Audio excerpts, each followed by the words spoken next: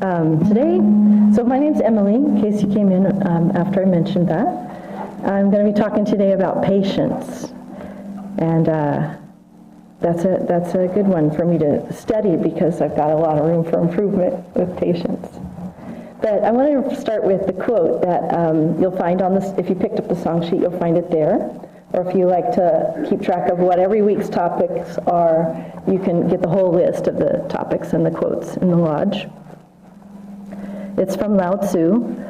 Do you have the patience to wait until your mud settles and the water is clear? Can you remain unmoving until the right action arises by itself? Do I have patience? I don't know. Ask my child how patient I am when we're getting ready to leave for school in the mornings, or many other times. So the more I thought about preparing to talk about patience, the more I realized how many places it can be helpful in life, and I recognize some aspects that I do all right with. I have some good habits with patience, and I have a lot of areas that could use some good habits with patience. So probably each of us is a mixture with each of these things. I really like that Lao Tzu quote because of the visual image of the muddy water being all stirred up.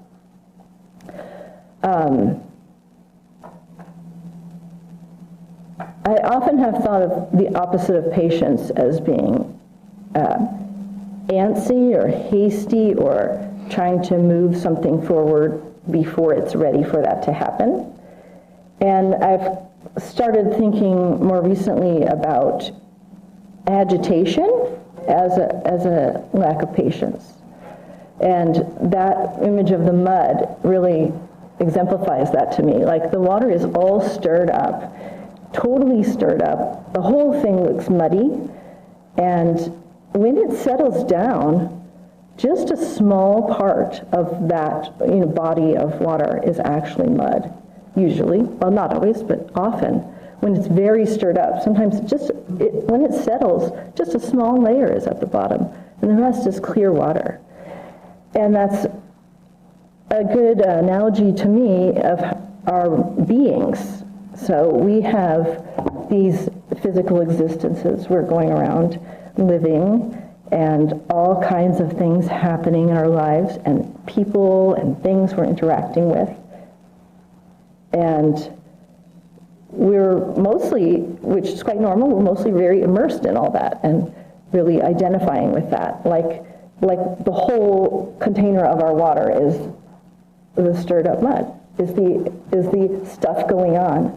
But our beings are actually much more than just this physical aspect. Jake gave a great talk about a couple weeks ago or so on the astral body and the causal body, and we came from this formless, timeless, perfectly peaceful, joyful, loving spirit, and gradually individuated into these bodies, and we're in this context where we're interacting, and we're having all these activities in our lives and interactions with other individuals and circumstances, and it's not timeless. We're experiencing time.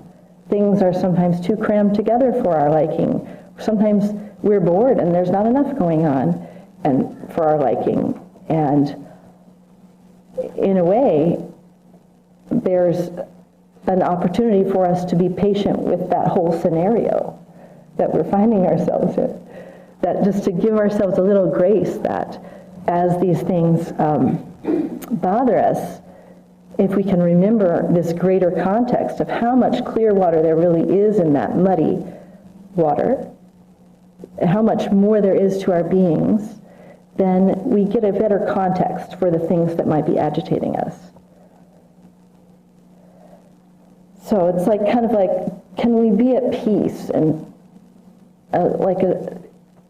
with what is happening, even while we see that we want to make movements and actions and changes and things like that, in what is happening. Like, we aren't just all sitting holding still and doing nothing. That's not really what patience is. But can we draw more into making those actions and with a sense of peace within us, instead of the turmoil, the frustratedness, irritation, restlessness, the grasping? Can we come from an awareness of that greater sense of who we are, and then make those choices and realize we're all in these limited bodies, and other people are constrained by the same things we are. They're constrained by time. They may be having things going on too. So things may work out how we wanted, or they may not. But to come from that place, we can still act, but still be patient and peaceful in it. Like an example, Yogananda used an example of the garden, with patience, and I didn't bring the quote, I'm sorry. But I was thinking about this because I've planted some seeds recently, and they all take a different amount of time to grow. And they take a lot of care along the way. Like, you can't just plant it. Well, first of all, you can't just leave it in the packet and be patient and wait for it to grow. It's not going to happen. Like, you have to plant it. First of all, you have to water it. You have to, I don't know, different things need different things. You could ask Sean every different type of vegetable, he'll tell you all he knows. But, some might want cold, some want it to heat, or, then when they sprout, the birds have, their nature is to come and eat the sprouts. And so I know for myself, I can get agitated about that. But if I look at it like this is just part of the way things are. Birds have a desire to eat seeds. So if I look at it like that, then I can make a new choice. Okay, I didn't really think about that. I can be patient with myself, I can be patient with the birds, and just protect the seeds from the birds, or plant enough that they can eat some, and I still have some. So instead of having that turmoil come up within me, I can take the actions to do it. And then there's also the boredom of trying to remember to water the seeds every single day. It's like not as interesting as planting them or watching the sprouts come up, but going back and watering them every day. So sometimes the waiting has actions in it, but we can grade against that mundane requirement to water it every day, and that causes us to be less at peace with ourselves. Or we can look at it like try to take the action with a sense of grace and calm within. And then it keeps going. You have all these other actions to take with growing tomatoes. But I guess to me, all of it goes back to if we can look at who we really are to help us bring patience into ourselves. And also, the patience that also works the other way. Like, the more we think that way, the more that practicing patience from that space helps reveal to us who we are. So I recently ran across a note in an old file somewhere. It wasn't written by me, but somebody had written like something about like what does it look like if each virtue is each of the 12 sunburst virtues. We talk about one in each with each zodiac sign.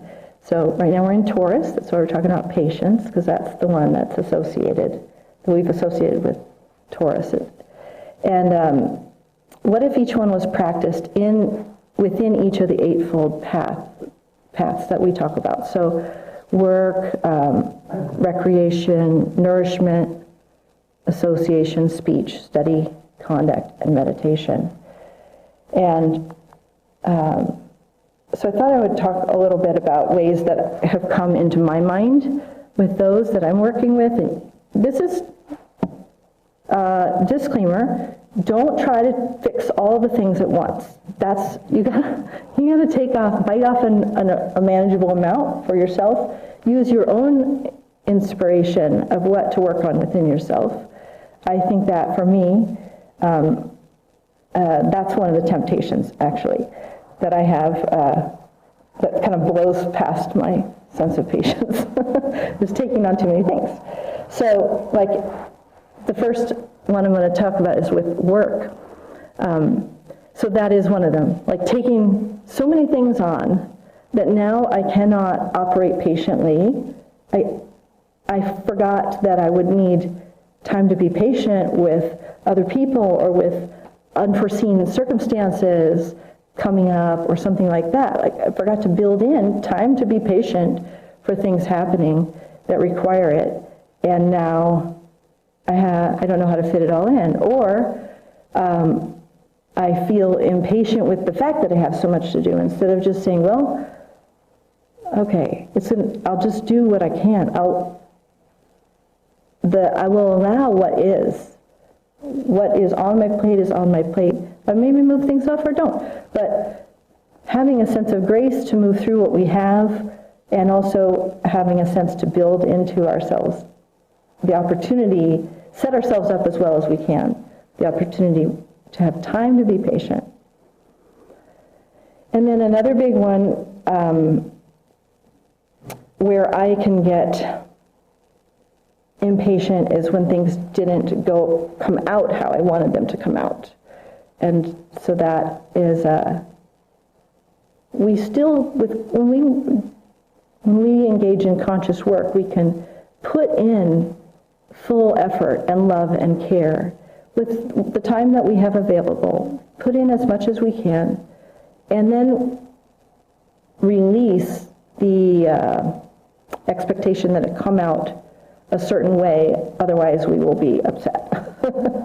So that's one that I work on. Like, it's a challenge too, because you really, when you care so much about something, you really want it to come out.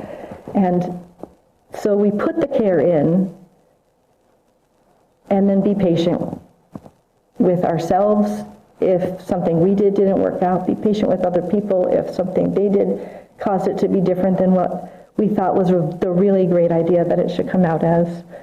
And be patient with unforeseen circumstances that come up. With recreation, we have a lot of opportunities for patience. Whenever you engage in something creative, there's time it takes. The idea generating through the implementation and seeing how it comes out and can have, like the planting of the tomato, sometimes some real elements of tediousness or like lengthy time or a learning process. And to be patient with ourselves that, we didn't know that we had to protect the tomato plants from the birds, or something like that, where sometimes we have to be patient with ourselves, learn and try again and keep practicing. And that really can take time, and manifesting as part of recreating or recreating ourselves also can take time. Like, we can water the seeds of it, and sometimes it just doesn't, the result isn't immediate. And that's an opportunity for us to have patience. Habits take time to change, for example. When we look at nourishment, something like growing our own food or cooking healthy food from scratch, or taking the time to learn about what would be good for our bodies can take more time than something instant. And we can think of that time, that patience, as not necessarily like a getting through it of that time, but it's an opportunity to be in that moment with love, to be in that moment with presence, and to be in that moment with spirit, as these things that take time are part of our paths and part of our life. Now, association, what is like a really big opportunity for patients, because that is with our being with other people. Conscious association, choosing to be with people who encourage good qualities in us and support the direction we're going. Now, no matter who you pick to associate with, you're going to run into idiosyncrasies and foibles and all those things that drive you crazy about the people. And sometimes it's just like the time it takes to figure something out with people requires patience. Like, have you tried to schedule a meeting? I mean, you think it sounds so simple, but there's like so much back and forth communication to get it to happen. And I think it's so important and valuable to us if we can gather with people who are also trying to aim for that, because it helps if we're all trying to have patience with each other and see the context of what we're looking at, the circumstances and interactions we're having being such a part of who each one of us is, but knowing that each one of us is also spirit. Seeing it like that and holding that vibration of patience for each other means that when we fall down in our patience, like have no patience, we're super reactive, like cannot listen to those people today, I just cannot, I'm just fed up or whatever. Hopefully, if there's enough of the rest of the people holding patience, then there's a chance for me to get back into my patience more easily. So it's so important if we do that for each other that we have a better chance of moving forward together in patience and understanding each other. And it's similar to the acting. Like, it doesn't necessarily mean if you have a concern, an interpersonal concern, it doesn't mean you can't say anything or do or talk about it. But it is from a place of seeing the spirit in each other and seeing the true nature of each other, and from that place of timelessness and peace, not the place of immersed in the mud that's all agitated and worked up. And mostly association ties right into speech with, can we listen fully to each other and not already have in mind what the right answer is? If you do things together as part of a community, you find a lot of chances to work on these things because we have a lot of discussions. So it's a good opportunity, but to listen, to really deeply understand what the person is sharing. And you kind of have to patiently set aside what you already came in with and know that there will be a chance for you to pick that back up and reconsider it and look at it. Another example with speech that I find is sometimes it takes a lot longer to figure out the way to say something or express yourself in a way that the other person can understand and really get it. It can take longer, and to figure out a way you might want to approach it can take longer to actually implement that and say it or write it. But sometimes, if your goal is to understand each other, which is sort of the point of speech, that it can be really valuable. So kind of being patient with that process and not,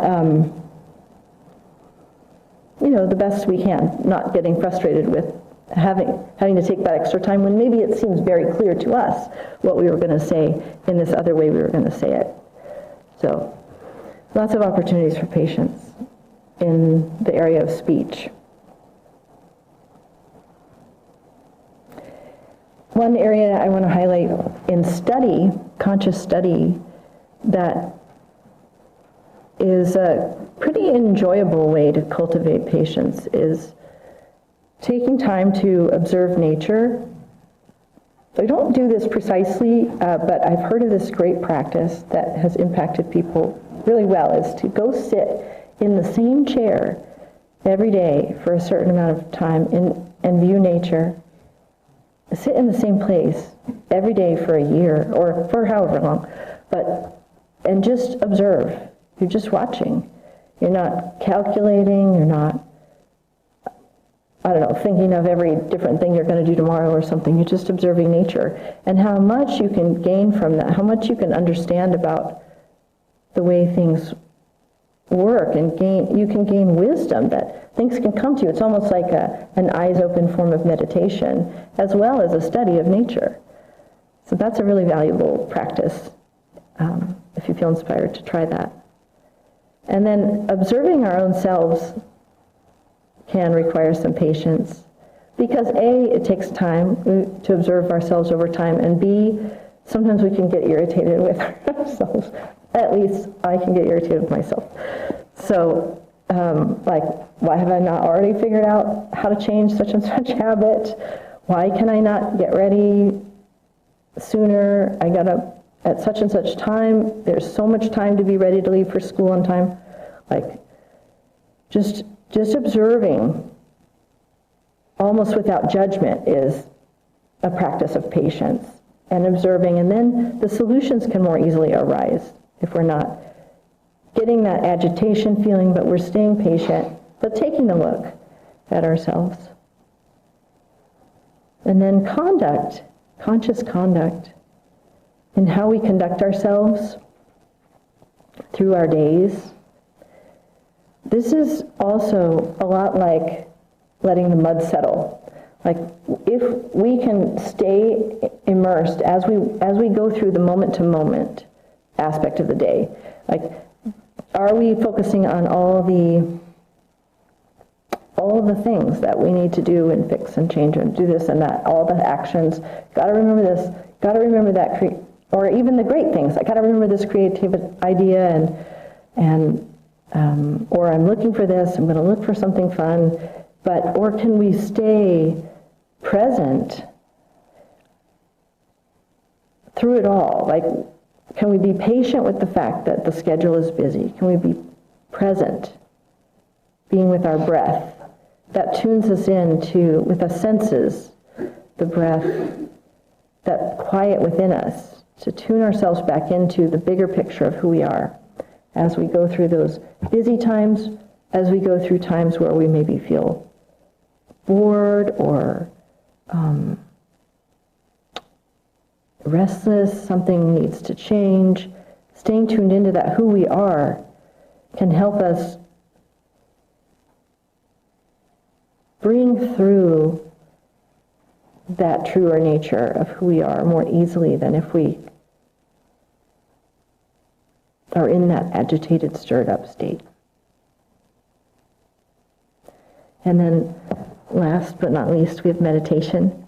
And this is the ultimate chance to practice patience, in my opinion, because at least for me, my mind is just really likes to try to be busy. And so it's a chance to not be harsh with myself about that, and yet still bring in a practice of bringing my mind back to an attention or a focus over and over, patiently doing that, like a kid a toddler trying to learn to walk, falling down, getting back up, falling down. You're always encouraging to that toddler. Like, can we be encouraging to ourselves? Oh yeah, gosh, I think my mind's been going a few minutes, but it's okay, we're going to go back to the focus again. And in that same kind of loving, caring way, patient way that we would be treating someone who was gaining that skill, developing that, and not judging ourselves for our mind being busy or just going with the thoughts. But just to keep on practicing that sense, bringing it back, but with that feeling of it's okay that happened, and it's okay, now we're bringing it back. So with that, we're going to practice that together. We can sit up in our chairs straight, and so you can let your eyes kind of rest in a focus almost as though they're looking out through the point between your eyebrows, and you can allow your breath to relax into like a very soft, gentle breath over time. From wherever it's starting right now, it can just gradually get into that space. And then we'll just bring our attention back to our breath and to that point of focus.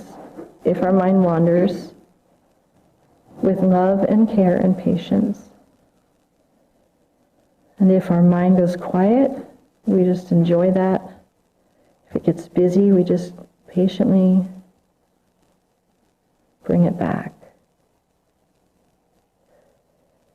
And to help us bring our senses, all our senses into that sense of focus, Nicole, could you do like just a few like soft chimes, and it'll help us bring ourselves into that focus to start with.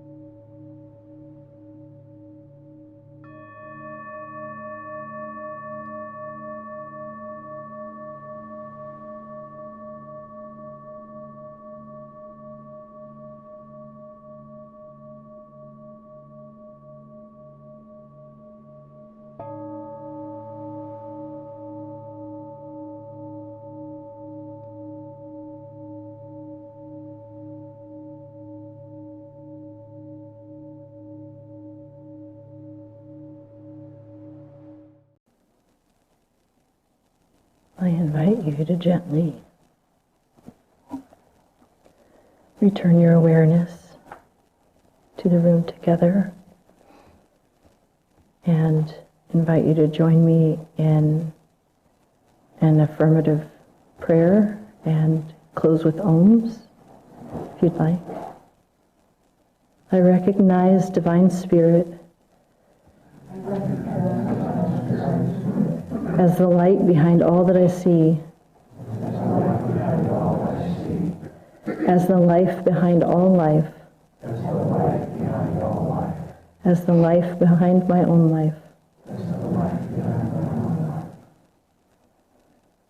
I offer grace and patience to Spirit, to myself and to all.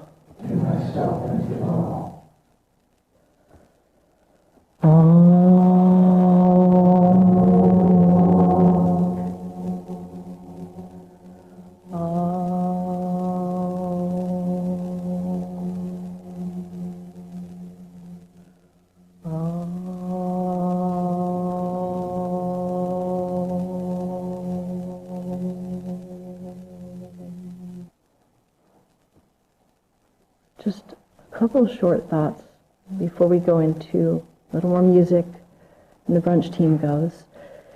We have, I don't know if this is the right person to attribute this to, but I'm pretty sure someone once told me that it was Meister Eckhart, the German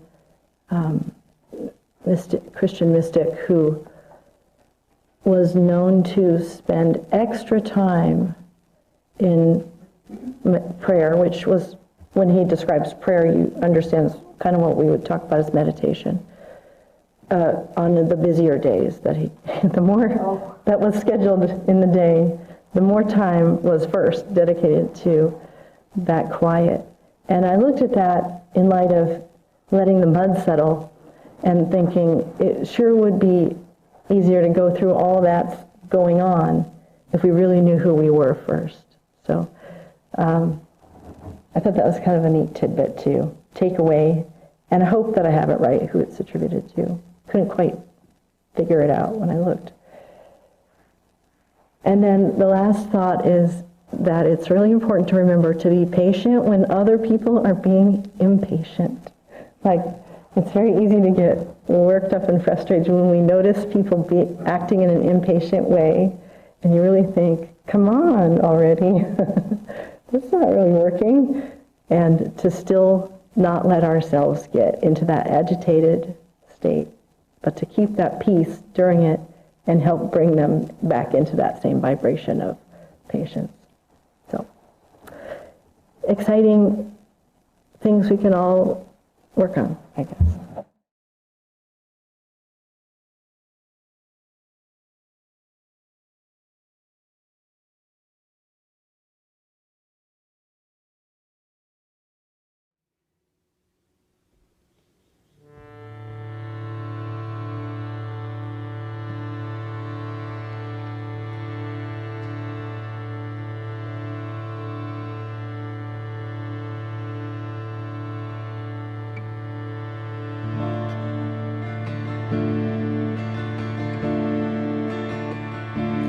Let thy whisper in the temple of silence guide me to the right path. Let thy whisper in the temple of silence guide me to the right path that leads to thee. To thee, that leads to thee, that leads to thee, that leads to thee, that leads to thee.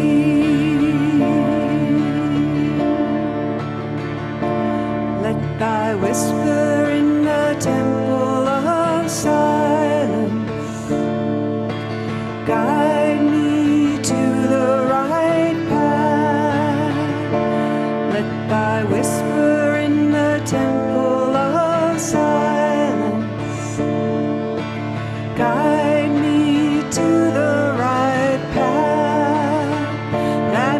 leads to thee, that leads to thee, that leads to thee, that leads to thee, that leads to thee, that leads to thee.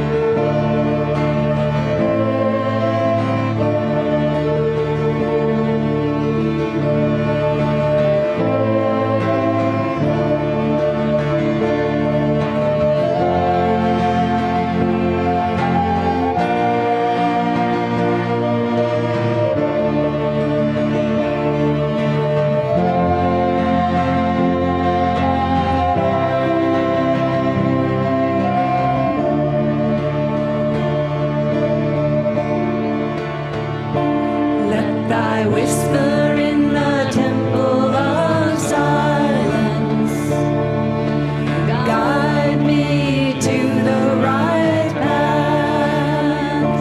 Let thy whisper in the temple of silence guide me to the right path that leads to thee, that leads to thee, that leads to thee, that leads to thee, that leads to thee, that leads to thee.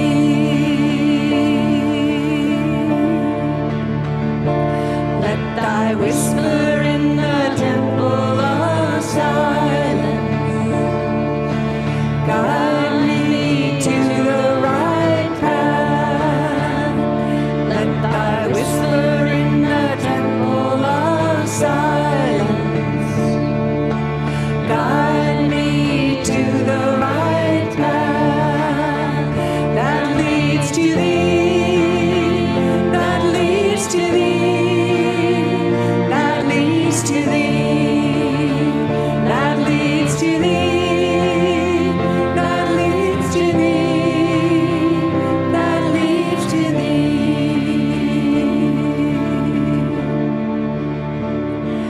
Let thy whisper in the temple of silence